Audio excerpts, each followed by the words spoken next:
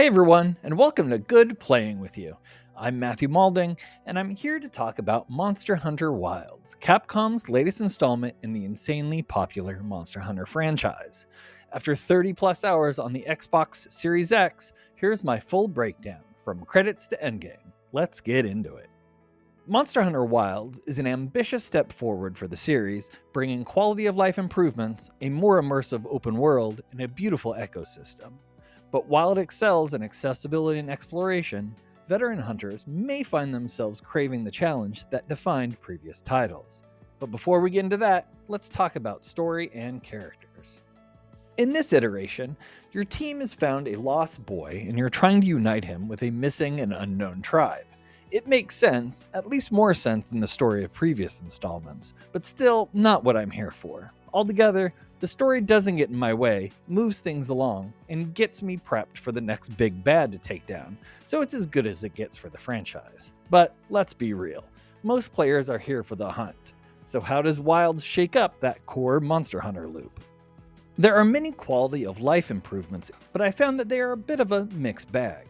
The addition of an ostrich-like mount called a Sacred, which lets you run through the open world with ease, is fun, especially when chasing a monster across the map. However, introducing it so early may discourage new players from truly exploring their environment on foot, something that was a big part of my enjoyment in previous titles. If you are new to this world, my biggest piece of advice is to not let the helpful bird autopilot you everywhere you want to go. You're gonna miss out on some fun exploration. Another big shift is quick harvesting, originally introduced in Rise, which has been expanded here. You can now use your slinger to grab items from afar, making material gathering more efficient than ever. While convenient, the change somewhat hindered my connection to the world around me. Resource gathering is also everywhere. You can't walk 20 steps without your scout flies highlighting bugs or plants or mushrooms. It rides the line of being a little distracting. Slinger ammo is also everywhere, including some new versions, and drops from monsters at a consistent rate. Wilds really wants you to use your slinger this time around.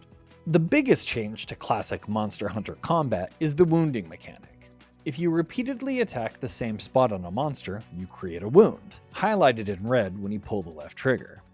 Using your weapon's special attack on these wounds deals big damage and rewards you with monster materials. Once I finally got used to it, I kinda fell in love with it. I started to intentionally focus on legs, tails, and heads, planning my attacks around creating and exploiting wounds. But I really miss the shinies. Monster materials used to drop as loot, but now they just appear in your inventory as a notation on the right-hand side of the screen. The act of collecting shinies after a battle always made me feel connected to the materials I was gathering, and that small thrill is missing here. And here's where Monster Hunter Wilds disappoints. The game is just too easy. If you've played these games for years, or even just since World like me, it's a bit of a cakewalk. In my first 16 hours playing solo, I didn't cart once.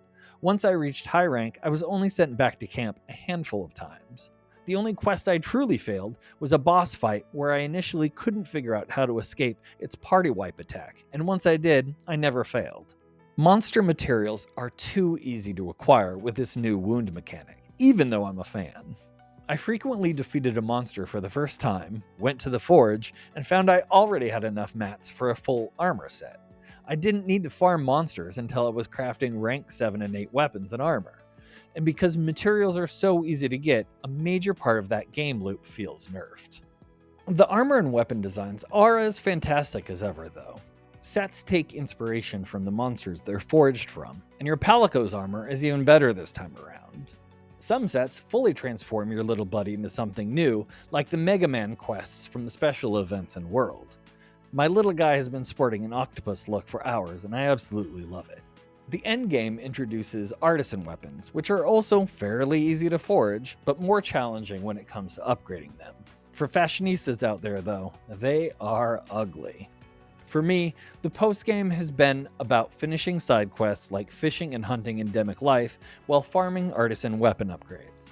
But without the difficulty, it feels less satisfying than previous titles. Just 3 weeks post-launch, Capcom has already added event quests, and a title update with at least one new monster is on the way. I sincerely hope Capcom ramps up the difficulty with future updates. For veteran hunters, your mileage here may vary. But maybe none of that matters to you. Maybe the co-op hunting is what you're here for.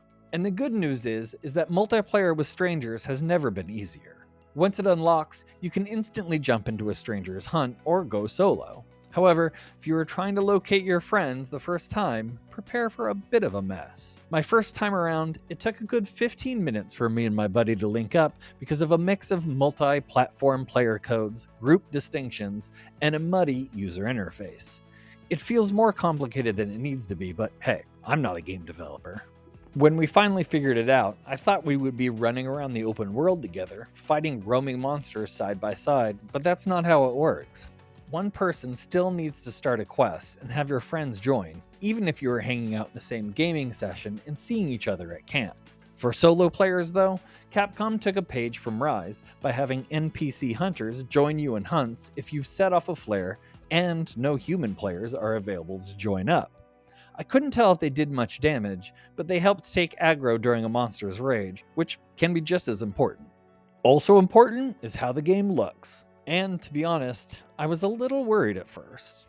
The opening area is a gray-brown saturated desert, and my first foray into the next zone, a dense forest, had me questioning if the whole game would have a muted color palette. However, don't fret, this was clearly an intentional design choice. The game is very pretty. Wilds has seasons, and as they change, the world transforms. Landing in the forest during a monsoon or returning to the desert after a sandstorm gives the world a feeling of life and movement. The contrast between the dull early areas and the vibrant later environments makes its beauty stand out even more. This seasonal change mechanic is a fantastic addition, and the world feels alive. It gives each biome its own identity beyond just aesthetics. As a whole, Monster Hunter Wilds is a blast to play, and I'm jealous of new players starting here. This is a fantastic entry point into the series. It's an impressive evolution of the franchise, bringing stunning environments, quality of life improvements, and the most accessible entry point for newcomers. However, its ease of play and streamlined systems come at a cost of challenge, making progression feel less rewarding for longtime hunters. While the seasonal changes and larger world make for an immersive experience, some mechanics diminish the sense of adventure. Even so, Wilds is an exciting step forward for the franchise, and with future updates, it has the potential to become one of the best Monster Hunter games yet. And for those reasons, I give Monster Hunter Wilds an 8 out of 10. Thanks for watching! If you're looking for more content, please don't forget to like and subscribe. We post new episodes on YouTube every Friday and are available wherever you get your podcasts. I'm Matthew Maulding, and as always, good playing.